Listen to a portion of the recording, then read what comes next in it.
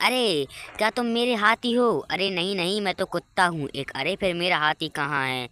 चलो नीचे जाके देखता हूँ। अरे क्या तुम मेरे हाथी हो? अरे नहीं नहीं, मैं तो गाय हूँ दूध देने वाली। तुम मेरे हाथी हो? हाँ चलो घर चलते हैं। अरे क्या तुम मेरी गाय हो? अरे नहीं नहीं, मैं तो एक कुत्ता हूँ। अरे क्या तुम मेरी गाय हो? हाँ मैं ही तुम्हारी गाय हूँ। चलो तो फिर हम घर चलते हैं, ठीक है।